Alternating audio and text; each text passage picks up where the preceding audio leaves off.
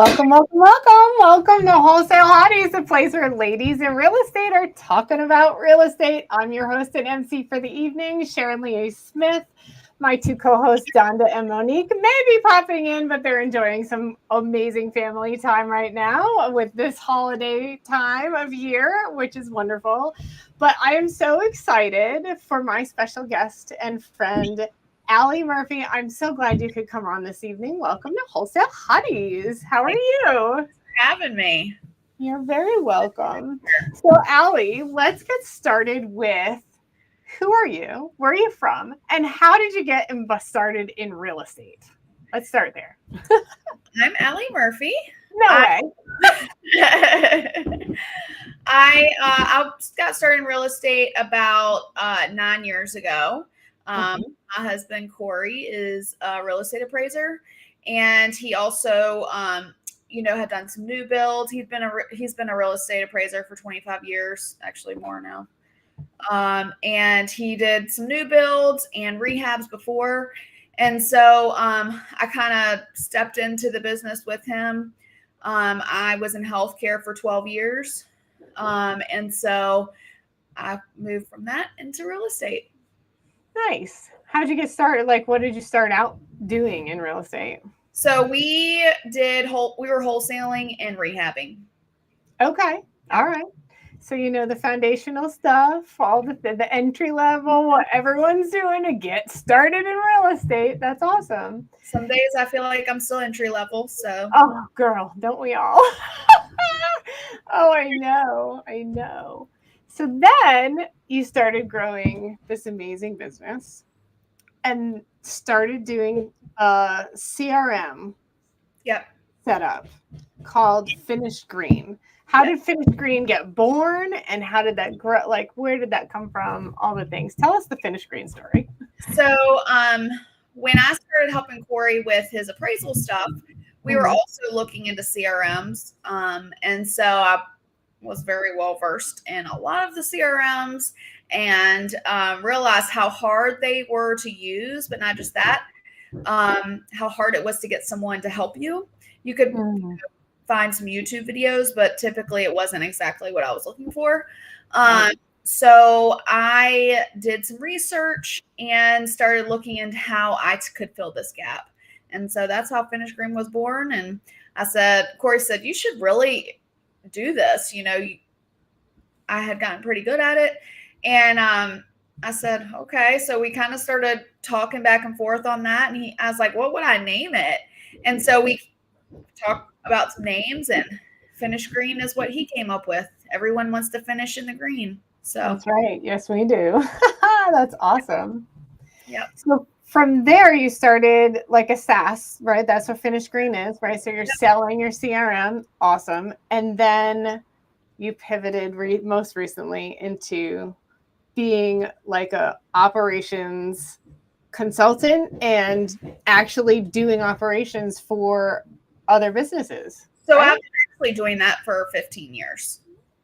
So I've been doing business operations for other people for a long time. And that's what a lot of what I did in the healthcare field as well. So it's something I really love to do. I love the CRM. I've got really good at it, but it's not, I had to learn everything. It did not come natural to me. So the business operations piece is just something I love to do. I love to watch other businesses succeed.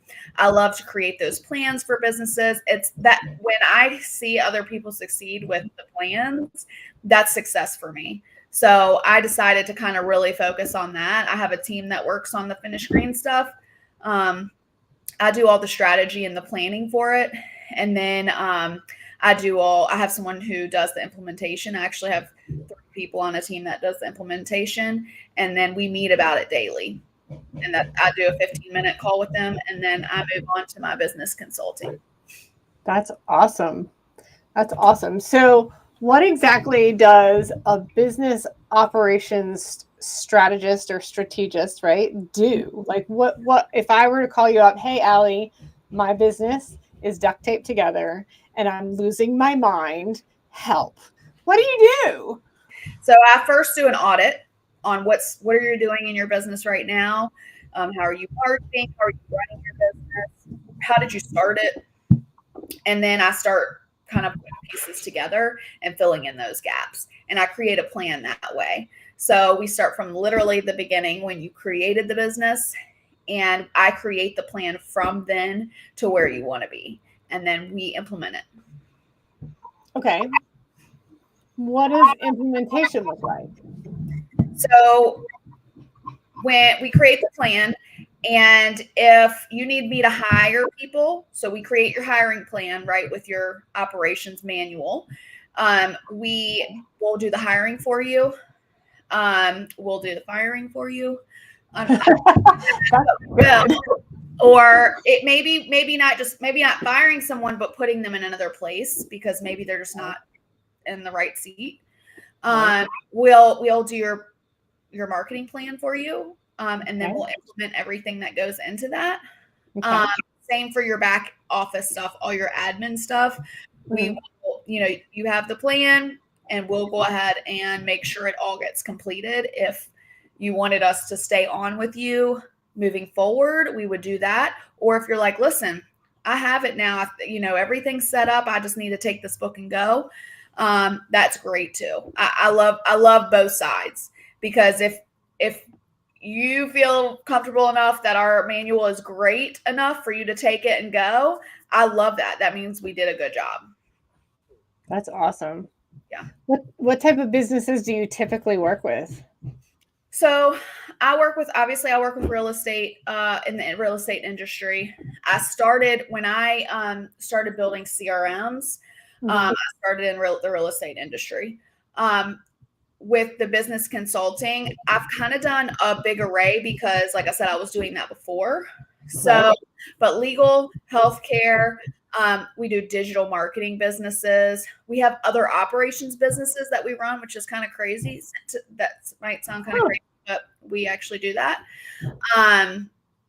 Like coffee shops. It's an array of businesses that we have. Now, hold on. How do you run a coffee shop remotely? Yeah. Right? Like a brick and mortar. Yeah. So we set up the whole team. We set up the whole business. We set up all their systems and processes and how it's supposed to run. And we manage it. So when you say systems and processes, what exactly do you mean by that? Like, go ahead. So systems and processes would be your system example. So a system would be a CRM. It would be a project management tool. A system is how you run things. It doesn't actually even have to be a platform. It's just how you run things. And the process is your checklist of how you do it. So your system runs things and your process is how you do it. And we create that. Literally, it's so detailed. I mean, it takes a long time to be able to create a manual for a business. But we go division, like by division. And like, for instance, we'll have your CRM. It's one manual, but your CRM operations will be in there. Your marketing operations will be in there. Your team operations will be in there. So it's kind of, divided into different divisions to make it easier. We don't do it all at one time. Okay. All right. So, what role does data play in operation strategy? Oh, it's like all of it. All of it. When we are doing a business audit, we audit CRM. I mean, we audit the whole business. We audit how you're getting payments in. Is it an efficient way to do it? And the data that we start with data. I mean, are you making money? I mean, that's a data point. How many clients are you getting, or how many deals are you getting? Where do you want to be? Okay. Maybe they're not matching up, Yeah. So data has everything to do with it. Everything. Absolutely. Yeah. That's awesome. Scorecards. That's something that we do. And the scorecards are so important, whether it's just a one-man show or you have 500 employees. Those scorecards are so important. Nice. And in that, you're analyzing like the employee, like their performance, and all that, like KPIs, all that stuff. Like, what are they doing day to day? All those things. And the health of the business. Okay. So it's not just about, I think it's always good for your employees to have a scorecard because it kind of keeps them on track and keeps them involved in the business. If they don't have a reason to show up, they're not gonna. They might physically show up, but they're not going to show up mentally. So they have to have a reason to show up. But it also helps with the health of your business, because if your employee is not reaching the goals in their scorecard, then your business won't be reaching its goals either. Yeah, that's true. That's true.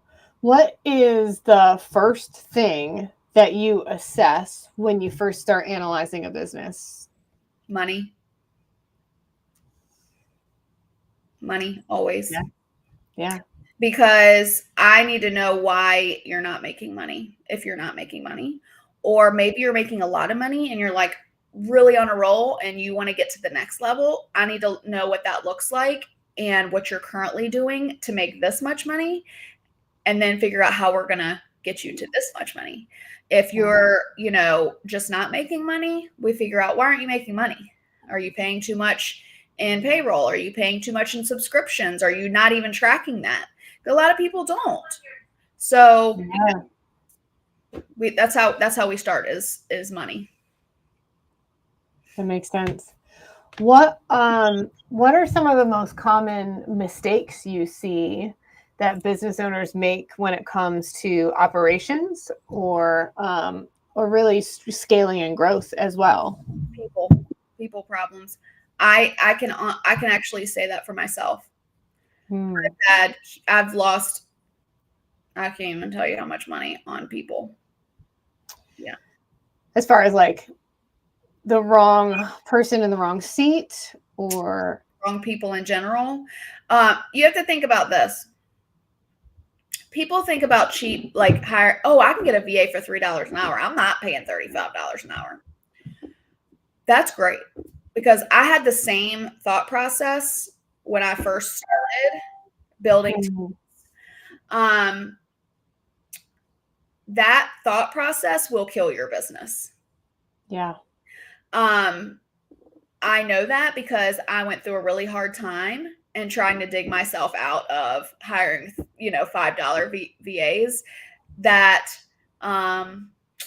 were $5 VAs. I mean, that's what you get. You get what you get, and sometimes that's all you can afford when you're starting out. But what's really important is quality over quantity. And Corey always tells me to hire slow and fire fast, and I always I was like, yeah, I know. But I didn't really know until I really had to do it.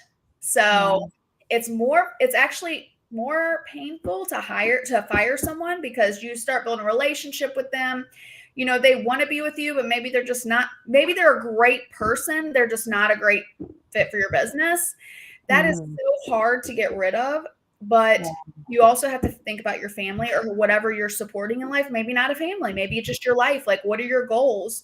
If they're just not helping you get there, if they want to stay your friend, then they just work for free as an intern until they can learn. Until they learn. That's not a bad thought. Yeah.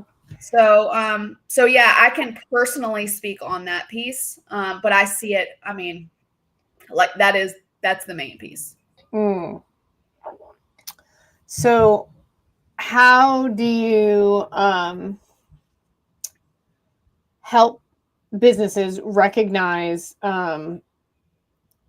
their people, whether they're a good fit or a different fit, like they need to be in a different area or they need to go? Like, how do you analyze those employees for those business owners? So we typically meet with them. We'll meet with the everyone on the team, individually. And we figure out what they're doing, what their day-to-day looks like, and then we can tell you how long it would take to do all the things. I mean, that it's as easy as that. Like, we can say, listen, this person's doing a great job, but they can do all this in 2 hours, not 8. They don't have to be on for 8. So maybe they're a great fit. They just don't have enough work. So they're spreading it out over those 8 hours because you're giving them 8 hours to do that. So, that's how we do it. We can tell really quickly how much time it's going to take to do the task they're doing. Gotcha. Are you using any type of like disc profiles or anything when you're it's just an analysis? References are huge. Mm-hmm. Huge. Gotcha. And we have a process with our references as well. So, okay. But references are huge. Mm-hmm. And I want to hire leaders personally for our team. Task doers, everyone needs a task doer, but if you're growing a business, you need a leader, because that leader needs to be able to take stuff off your plate and hand it off. Yeah. So not only proactive, but delegation as well. They need that both sides of it. Have you ever overhauled a system or a system that was hurting a business more than it was helping it? I can say, are you talking about a platform? Whether it's a platform or you came into a business and they have this whole system that you do, and they're like, and you're looking at it like, yes. Okay, tell us. I've actually had, obviously divulge, I've had a business that had their own operations manual, and when we first talked, that was like the thing that they thought was the most amazing. The hard part about that is a lot of businesses don't want to change what they're doing. They just want you to come in and make the money. But a lot of times, Corey said this to me the other day, I think it was Pam Fisher that said this, what got you here is not going to get you where you want to go. Yeah. So it makes a lot of sense that maybe those systems and processes got them where they are, but they're calling me because they're trying to get to another level. The next level. And so they also have to be willing to change. That is very hard for businesses because they put all this time into building this business and they feel like this is working. But if it was really working, they would not have to hire me to come in and help them things. Exactly. Yeah, absolutely. Hey, Monique, glad you could join. This is Hi, sorry, you guys. No, you're fine. So how do you help a company scale without total chaos? Like upset the apple cart, let's start over. It's funny because when I have people interview me to see if I'm going to be the person they hire for their business, I get this question all the time. Oh, do you? How are you going to approach my team without upsetting them? And how are you going to talk to me without being condescending, those kind of things? Like, how are you going to tell me what needs to be done? Right. So it's my business. Right. Yeah. Okay. And so that's a little bit of a talent of mine. I am a very passionate person, but I also know how to be gentle. So I know how to love people through things. Yeah. It's a fault as well. So keep that in mind. But I know how to love people through things. And even if some things I have to say are really hard for people to hear, I'm really gentle and compassionate about the way that they might feel about that. About having to change something that they just spent $10,000 on building and it didn't work, and that's painful. Some people are spending $100,000 on stuff that didn't work, and then they're hiring me to have to come in and fix it. They're already in pain and they're angry, So, and they don't trust anyone at that point. Right. So I'm the person typically coming into that situation, and it can be a little dicey sometimes. Yeah. That's where tact comes in well, right? Kindness, love, compassion. You gotta bring that to the table sometimes. You can't come in fighting. If somebody fight, you can't come back with fighting. You have to meet them where they are, understand what they're trying to do and telling you, and build trust that way. I mean, trust is earned. Sure. So, can you share a transformation story about how you coming in and helping with operations has made a big difference in like one major client? Yeah. So, I'm trying to decide if I want to talk about the one we built from the ground up or the one we came in. I think the one we came in the middle is always better. Yeah. Let's do a transformative. So we came in and helped a digital business, a digital marketing company. Digital marketing, there's so many people who do it. It's so easy. Well, it's so easy to start. Everyone coming in thinks it's very easy. The problem is a lot of people do it, and a lot of people do it the same way, which is they think they're good at social media because they're on social media. They're like, oh, well, I mean, they're scrolling social media and they're like, I could post this. I could create this graphic, Right. And then when it comes down to it, they can't. So then they try to hire people that say they can and put them in the same boat, right? Where they work, they can do graphics just as well as the business owner could do graphics. Right. So anyways, the problem with them was there was no experience in their business. So the business owner had enough experience to start a business, right? They researched, they started a business, they could do this. They hired a VA. So we came in, figured out what kind of experience they needed. We figured out their budget.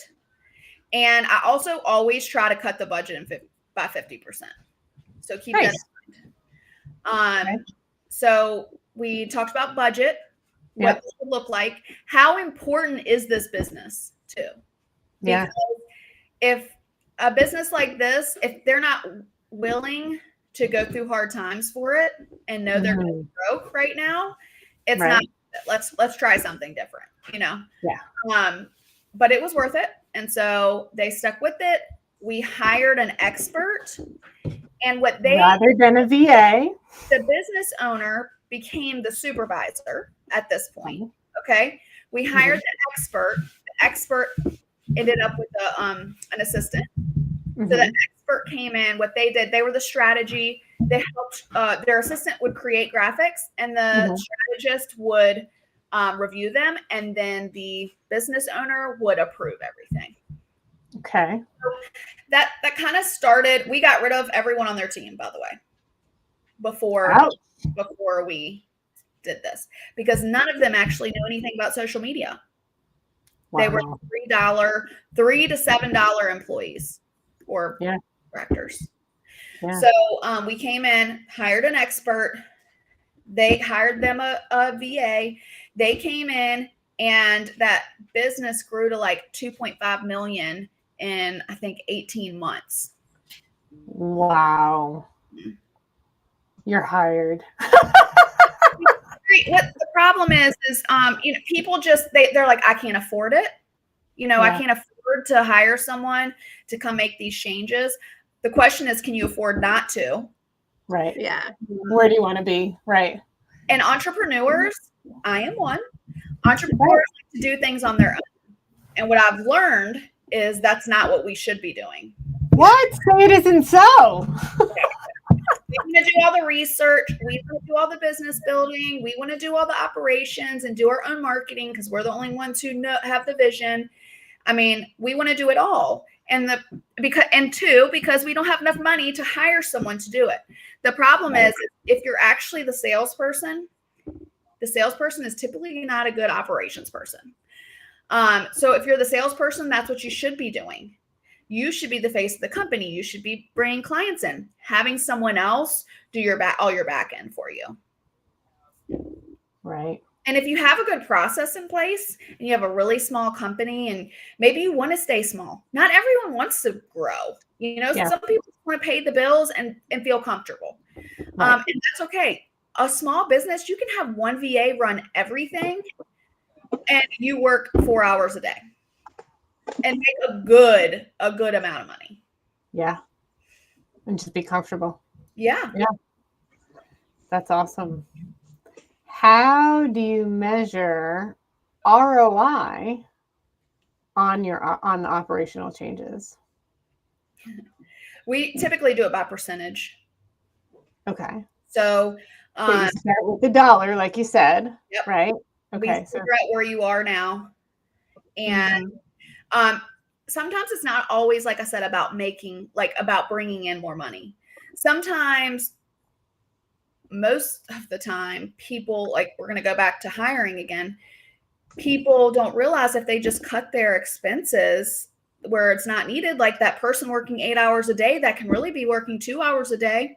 Just think about, you could hire 3 more experts to come in and teach everything for you. You know, well, even with that example that you just gave us, you said he had what, 5 or 6 VAs, and you cut all of them and hired one expert with one assistant. Yeah. Yeah. Interesting. So it's really about figuring out what, like I said, I always start with money, because money is most important to people when they hire me. That is the most important. They're worried about paying me, but not just that, they're worried about paying their own bills. Yeah. So I always start with money and figure out, okay, where are we at here? And what are you paying out? And how can we fix that right now, so you are feeling more comfortable with getting your own bills paid? So if you were to give one piece of advice to business owners that would just be like that one mother of all advice, what would it be? We all hear about, you should be outside your business. You shouldn't be working inside your business. And I agree with that. I'm not arguing that. What I do argue is that you have to work in your business at some point to get to that point. And you can't start a business and 6 months later say, I'm getting out of my business now, and hiring everyone else to do it. If you don't have a system in place to hand off to that person, where you can hand over a book and say, here you go, and they can read it and do everything without you, you can't step out of your business, and you don't actually have a business. Yeah. So, yeah. You're blowing my mind, Alie. What is one small change, right? Just one thing. If I were, like, my business, right? If I were to make one change that could potentially just change the direction of everything, like, if you're not knowing anything about my business, right? I know you know some about my business, but whatever. If you were to say, hey, just do this one thing, what would that be?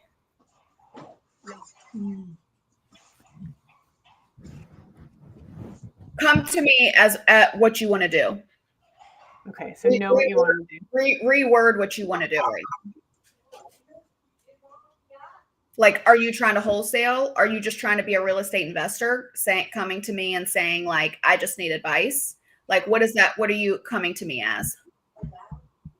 Just, I say, as a business owner in general, right? I'm coming to you as a business owner, and I am not sure what is going wrong. I don't know. Maybe it's going okay, but I'm coasting, whatever.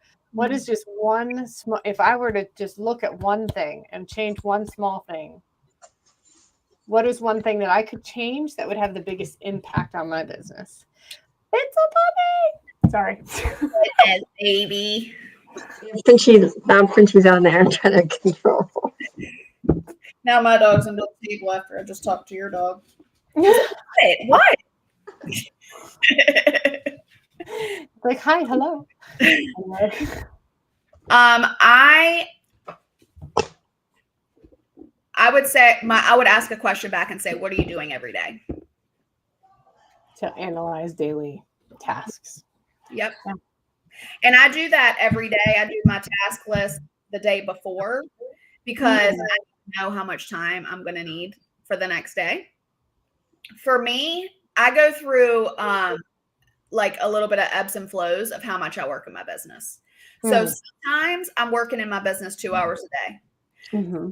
I'm working in my business 10 hours a day. And that really fluctuates on what we're doing at the time too. Like if we have some big launches coming out, I'm working more. If we are like doing more consulting and not projects, then I'm working a little bit less. So it really depends because my team does a lot of the implementation and I'm kind of the supervisor. I like that. I want to be in my business. Not everybody does. Some people want to be on the outside because they just want the money coming in. I like being in my business a little bit. Yeah. But I like to work a little bit. So, I am in and out of my business depending on what's going on. Yeah. What strategies do you think works well to improve team efficiency and communication in a business? Okay, so number one, weekly meetings, scorecards. Everyone needs a scorecard, a task list that is monitored by everyone, because we all should be kind of held accountable. Everybody has stuff going on in their lives, and that's okay. I do too. So the thing is if someone isn't getting through their tasks and they tell us like, hey, my family's sick, whatever that looks like, we can pick it up. We know where they left off. Right. So that's really important. Team communication. Our communication is, I think it's like none other. Our team communication is amazing because we have those systems and processes in place. Plus on our meetings, we go through all of it and we say, if something's not done, why didn't this get done? Right. And we talk about it. Yeah. What do you recommend for team communication? So we were on Slack, which love Slack. We literally just this past week moved to our Google Suite because now you can set your Google chats up just like Slack. Just like Slack.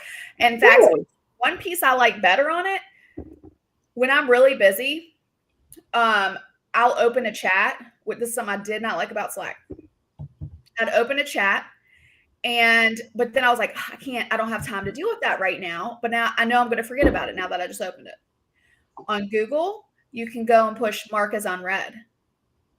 So then it will highlight it that it hasn't been opened yet. Dude, my brain just exploded. What?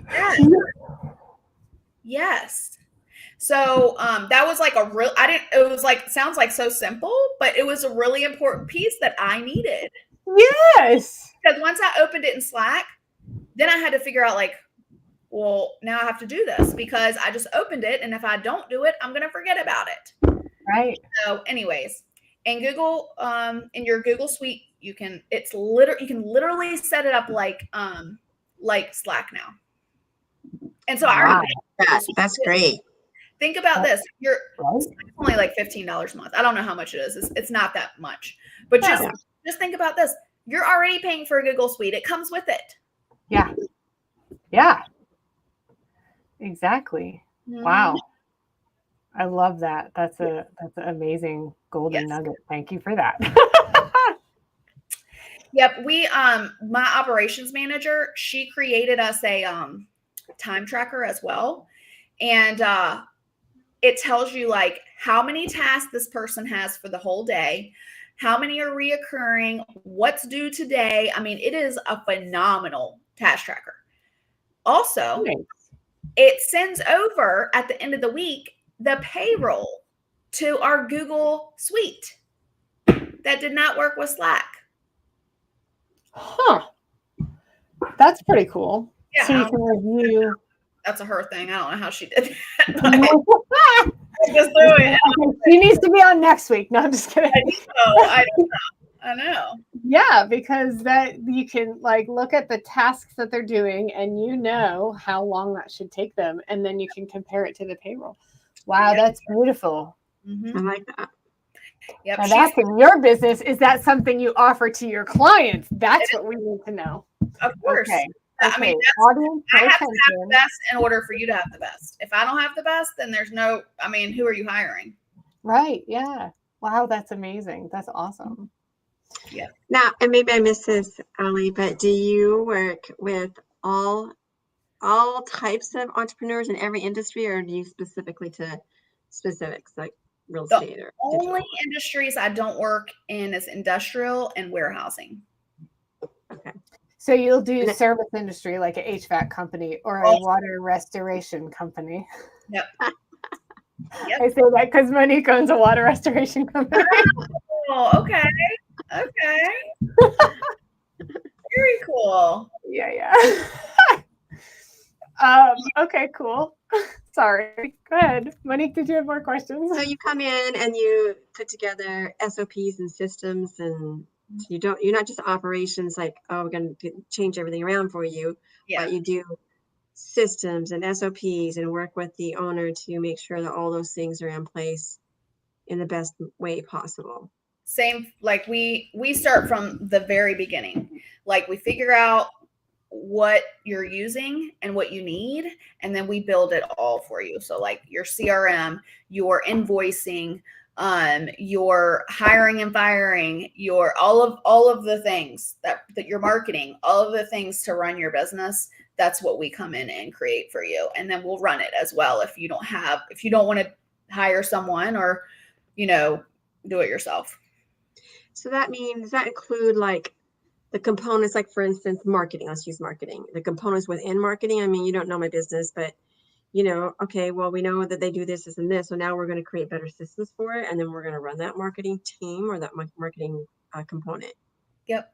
So we'll create like all your branding. We'll create your websites. We'll do your SEO.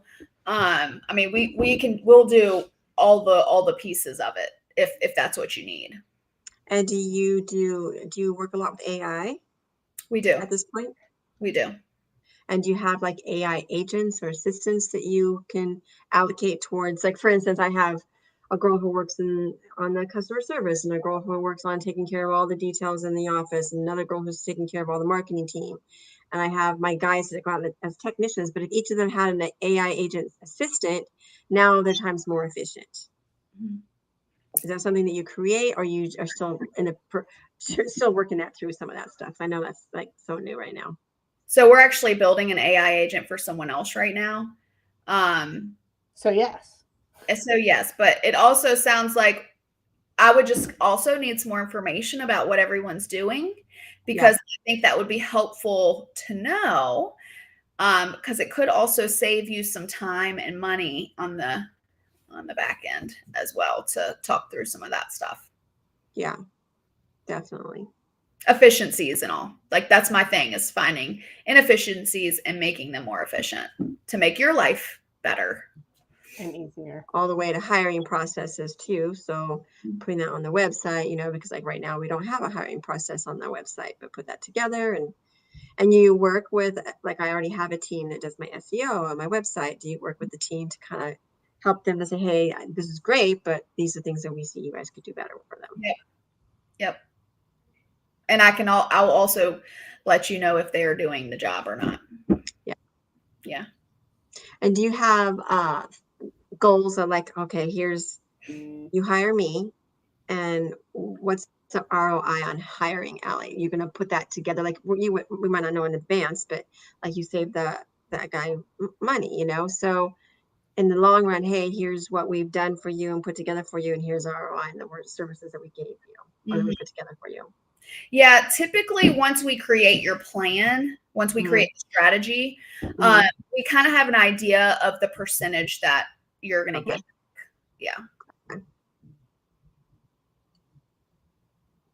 What tools, automations, or AI are you seeing revolutionize small to mid-sized businesses right now? Don't say ChatGPT.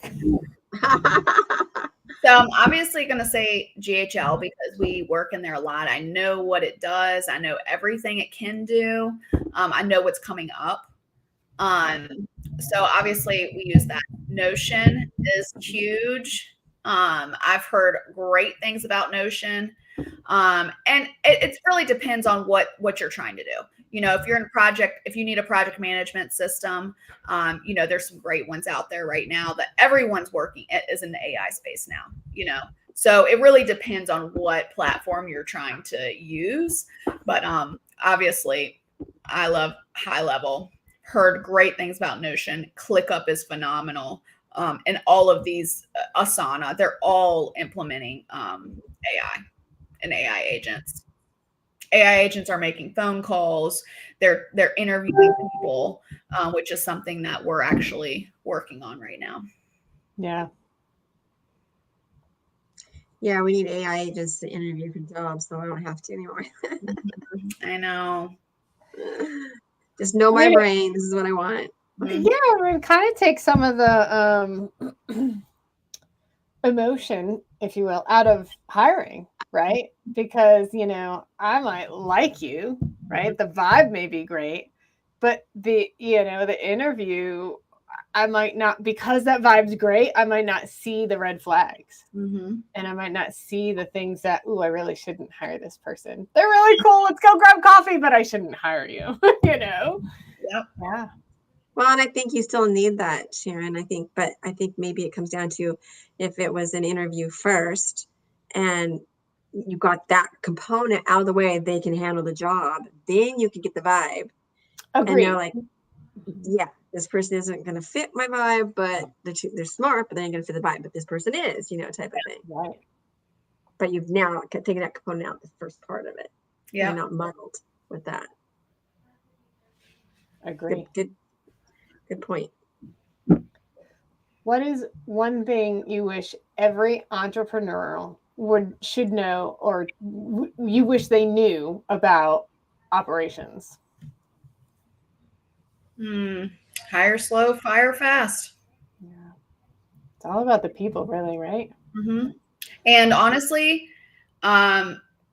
every entrepreneur, I feel like we're in these networking groups, and you hear people say, hire, hire, hire. You need to hire somebody for you. You know, I am not against that. I am very careful because we become lazy in our business and then we don't know what's happening in our business. Right. And you're handing it over to someone who does not really have the same passion for your business as you do. Yeah. So I would say do the tasks until you're making enough money where you don't have to do the tasks. Because a lot of us hire quickly because we're like, oh, we have a business, we need someone to work for us. That's not true. You start making less money when you hire people. Keep that in mind. So if you can work until you're making enough money to hire people, that's really the way to go. Yeah. I kind of feel like as an entrepreneur, I create businesses that are things that I want to do anyway, that are enjoyable to me. Yep. So for me, like, I don't want to hire anyone until I can't handle it anymore. So I kind of have the opposite problem. And then I'm like in burnout. It's too late. So, right. What's your advice to me? Hire sooner, right? If your bills aren't getting paid, that's where you have to think. Go back to the money. If your bills aren't getting paid, then you need to adjust something in your business. So you can't hire someone if your bills aren't getting paid. What? Say it isn't so. Yeah. So, you know, that's the thing is I think when we starting our business, we have the biggest vision. We are ready to go hard, but you really should take in your expenses into account. And I think that's so important. And I feel this way because I got lost in the same thing, not just hiring, expenses in general. I was trying out all the platforms. I was doing all the things, and that will get away from you. So if you can really keep that under control, we have a very, very strict budget and detailed budget that we follow every month. It might change every month, but it's very strict and detailed, and we follow that. So if you can do that and then start adding someone in to hire, okay, maybe I add someone in for an hour a day, you know, and start there. I think it starts with the money. Can you afford someone and pay your bills and feel like you're not going to burn out? Right. trying to make more money to pay someone to work. It's easy to get caught up though too with thinking you never have enough money when really you just need to cut back on certain things. 100%. We were literally just talking about that. Yes. Yeah. I help. That's what I was telling Sharon. I don't know if you're on for that, but a big thing is it's not just about making more money. It's about figuring out where your money's going, because that might be the problem right there, is just fixing that piece. And then you have plenty of money. Yeah. Yeah. Absolutely. And maybe, at least for me, it's true where I grew too fast and then put money into things I had no business putting money into just yet. Yep. I've done it too. Yeah. That's an entrepreneur. Oh, the lessons we learn, right, ladies? I feel like everybody needs a coach or a mentor of some kind. You're never smarter than everyone. Yeah. So I might feel like I'm the best in the industry, but that doesn't mean I don't need someone to keep me in check and make sure like I stay where I want to be. Yeah. Yeah. And when you say that, not just a guru, right? A mentor that's close enough to you that can really be in your business in some, enough where you have that level of accountability where they can be like, yeah, no, stop, slow down. That's not a good idea. Yep. And here's why. I'm telling you. Yeah. When I want them to tell me. That's why I hire someone to help me, because that's what I'm hiring for. I'm not hiring for them to pat me on the head. Oh, this is so good. Oh my God, I'm so happy for you. I'm hiring you to come in and tell me what's not good. Yeah. How am I fucking up today? Yeah. Yeah. You need that outside eye. Yeah. It doesn't matter how much you're outside of your business. You need an outside eye. You're no matter what, it's your business. You're passionate about it, and there's always going to be that little piece that holds you back if you don't have someone else that comes in and doesn't have that same emotional involvement, to kind of mentor you and work you through some things. Yeah. And hold you accountable. Yeah. Blind spots. That's what. Got to find those blind spots. Yeah. Well, two heads are always better than one. So if you have other people who are seeing things that you don't see, blind spots, and advisory team or advisory board or something that can kind of give you a perspective that you may not have seen. Not that they're telling you what to do or not to do, but they can give you some options to consider and think about that may be beneficial that you would never have thought about otherwise. Yeah. Yeah. That's really good. Yeah. I have a friend and they're so good about going, have you ever considered? And then whatever, the thing is, and it's great to have that, open my eyes for a minute, Yep. But not talk too condescendingly or talk down to you. Yeah. Not you're doing it wrong, but hey, did you think about it this way? Or did you consider that thing? Or what about this? Have you tried? Yeah. You tried, right? So Alie, tell me about this right here. So I started this group to bring in entrepreneurs that wanted to talk about business in general. Like, what do they need? Or come in and just meet other business owners and learn from them. I mean, we are all where we are because we've learned from other people. We weren't born this way. So I want to bring business.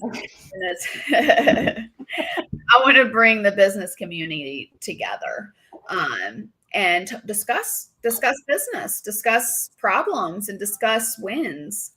And how did you get that win? Because we all want that win. So that's kind of where that came from. That's awesome. So Facebook group to kind of just bounce ideas around, maybe a little encouragement for each other, and maybe even a little accountability. Yep, exactly. Awesome. And we have a networking call the last Tuesday of the month for that. We also have like an exclusive membership call on the third Tuesday of the month. So awesome. Very cool. Okay, one last question for you, my dear. Go. What is your personal mantra when it comes to running a business smoothly? Show up, even when you're tired, even when you're depressed or sad or wore out or burn out. You just got to show up. And maybe it's not showing up in your business. Maybe it's showing up for yourself. Just show up. Figure out what that means to you. Yeah. That's good. What's one book or podcast or resource that you recommend for business owners to try to optimize their back end? Powerhouse Women is really good. There's one that I've been listening to, Lori Harder. Amazing. So I highly recommend her podcast. And then obviously Traction is really good if you're working on business operations. EOS is cool. I geek out over that stuff. Corey's like, I cannot finish that book. But I love it. I'm rereading it, you know? Yeah. So I love those kind of books. Gotcha. Yeah. Awesome. Well, Alie, it's really good to have you. Thank you. Thanks for having me. Absolutely. And just a quick rundown, your company is Mavros Ops. You are a business operations consultant, and people can find you on Facebook, Instagram, TikTok, or on your website. I just started doing TikTok too, by the way. So. Oh, good. I'm going to go check you out. That'll be fun.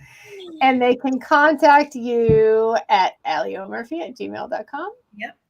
And they can join your Facebook group at Let's Talk Business Collective. Alie, thank you for coming on. It was a great conversation. I really enjoyed today. This was fun. I appreciate y'all. Absolutely. Alie, great information. Thank you, Monique. I hope to talk to y'all soon. Me too. Bye. Yeah.